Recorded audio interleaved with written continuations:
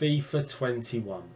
The game will be initially released for the Ultimate Edition owners on the 6th of October and then later on for the 9th of October.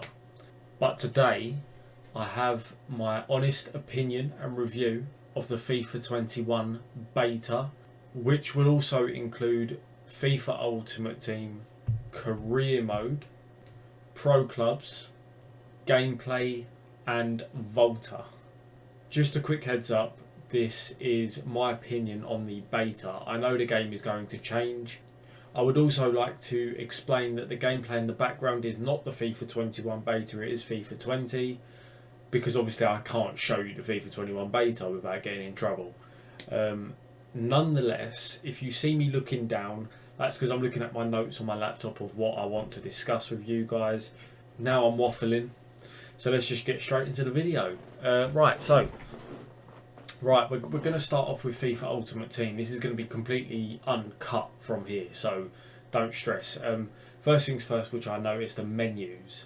The menus of FIFA Ultimate Team, well, let me just be straight with you. The menus of the entire game in general, plain and simple, easy, as normal as FIFA can be, really.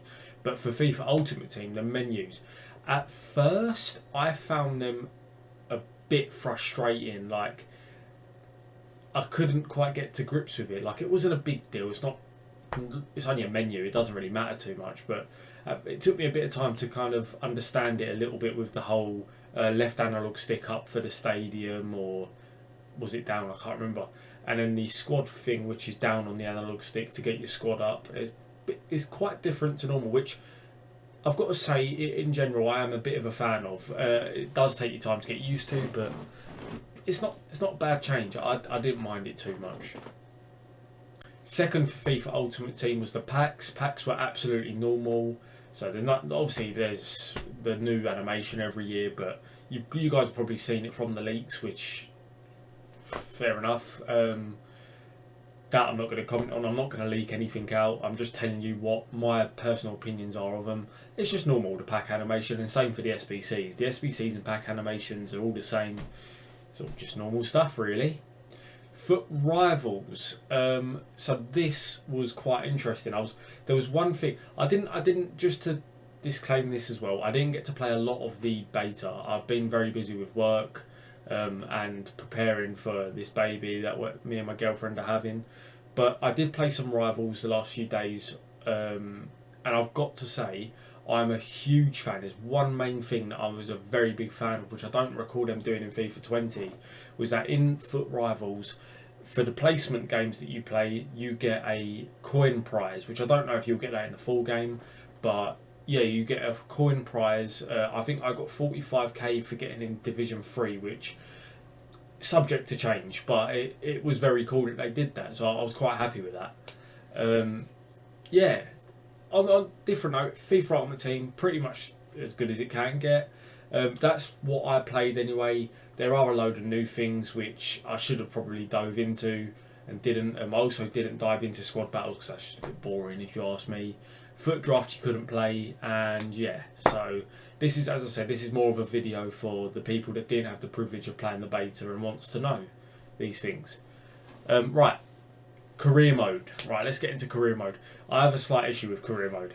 I love career mode, and I actually was a bit of a fan of what they did with the changes for career mode, but slight issues, I will say.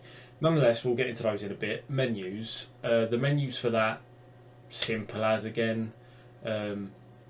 Slight changes when it comes to like simming games and things like that. There's little changes. They're good changes. You'll all get used to it. You'll all understand it very soon.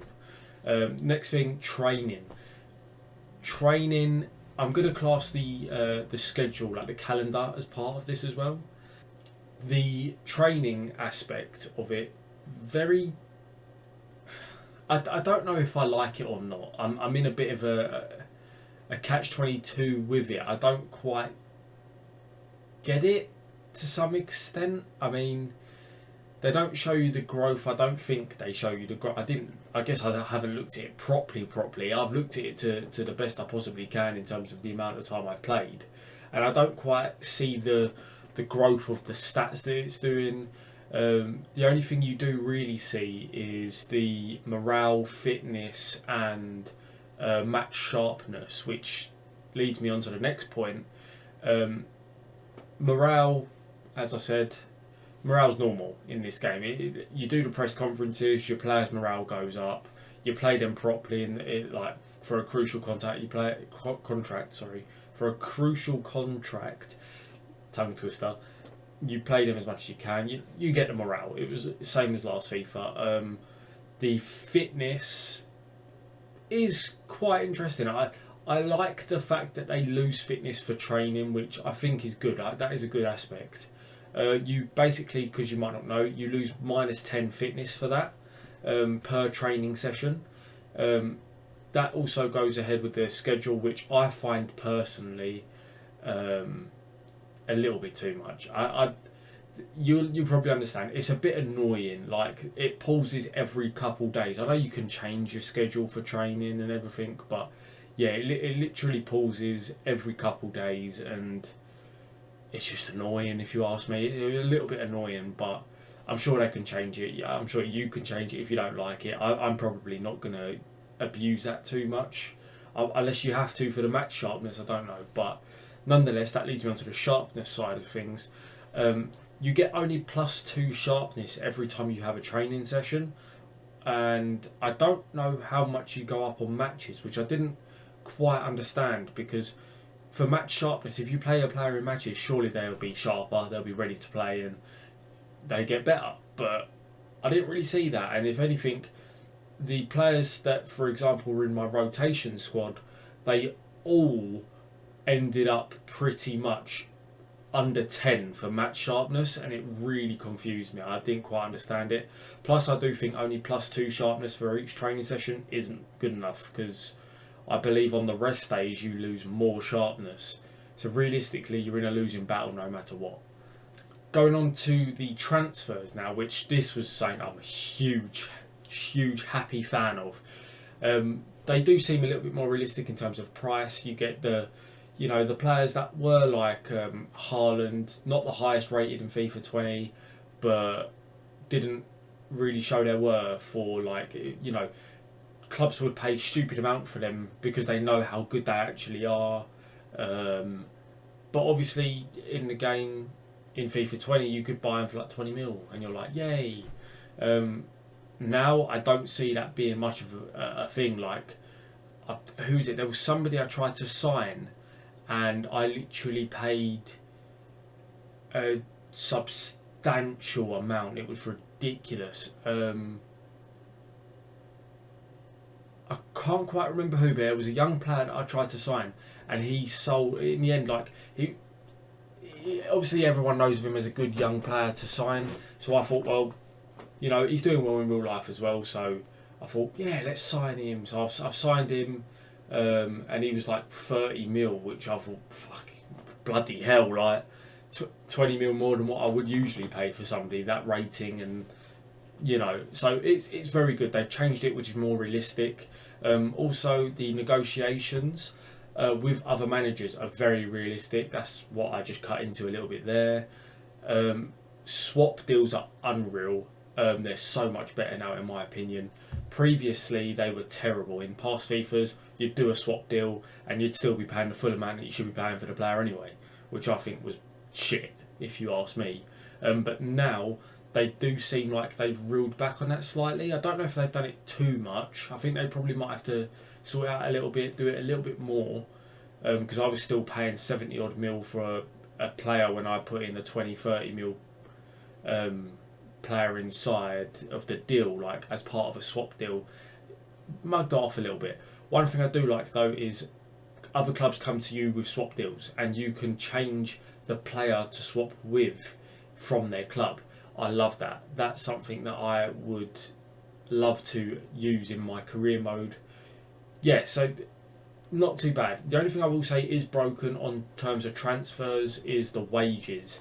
There are players that are joining bigger clubs like Arsenal, like United, Chelsea, Liverpool, City, and they're still demanding less wage than they really would do in real life. It didn't quite make sense to me, but that's normal. That was the same issue as last FIFA, I've realised.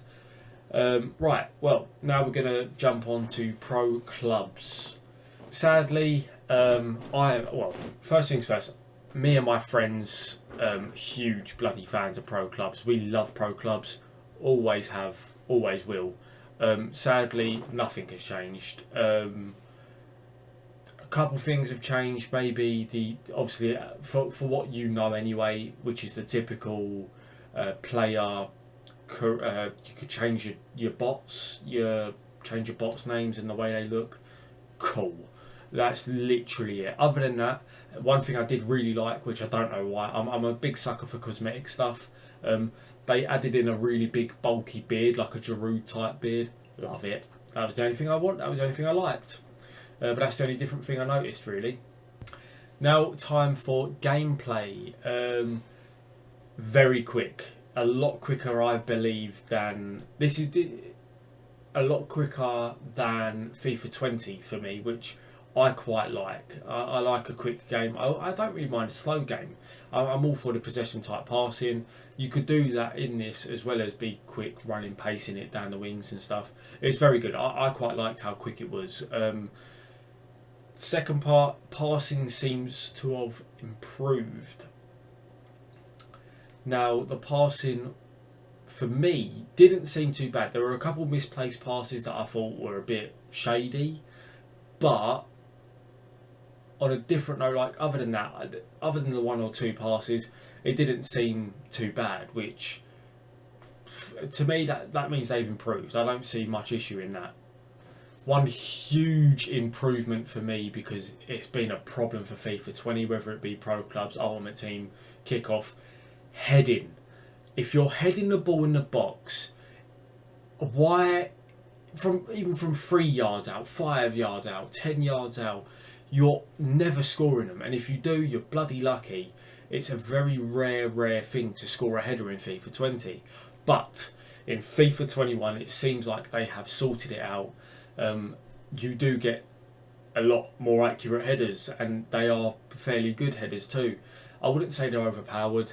I don't think they're as obviously good as FIFA 14 headers, or back in them days, but they are very good now. They've got a lot better. You can score headers again, which is great for me. I love that.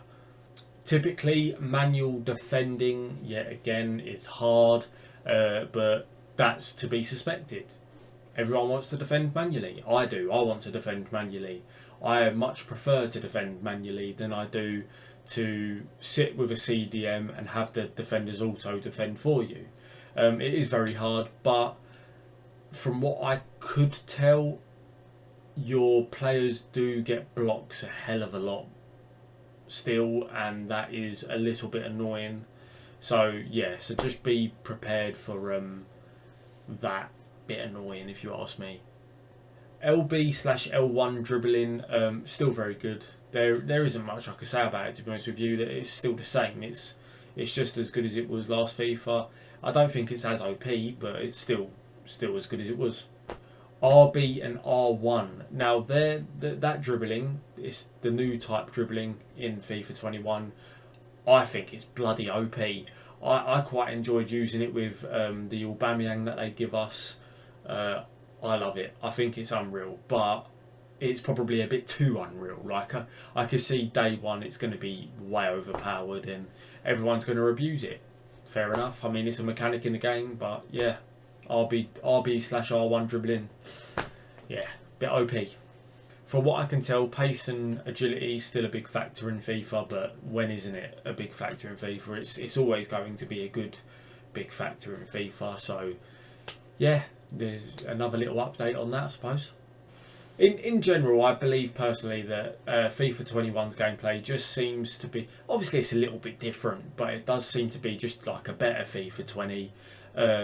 As what some people would say, it's just another rebranded game. FIFA 20 .2 or whatever, people do it all the time. But yeah, a lot of people will probably say the same for FIFA 21.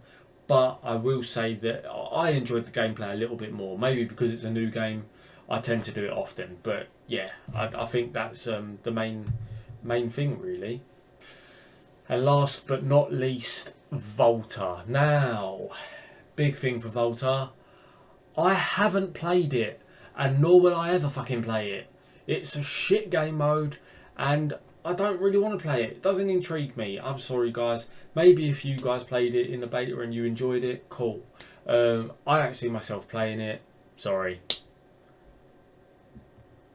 One thing I do want to quickly clarify though, lads, is that this is just my opinion alone. That is it. It's just my opinion. I haven't had the privilege to play pro clubs properly. Gameplay's still the same anyway. And the co-op FIFA Ultimate Team I haven't had a chance to play because I've had no friend that had the beta as well. So it's just been me. But nonetheless, guys, this has been a video from Alfonso. Thank you guys for watching. If you are new here, please subscribe. Leave comments, likes. Well, just give me some feedback. It's all I want. All I want is feedback for my videos, and I'll be looking to upload at least, hopefully, 2 a week now. I'm going to keep upping the schedule as time goes on. Yeah, guys, thank you for watching, and I hope you look forward to FIFA 21. I mean, I am. I think it's going to be great for the content.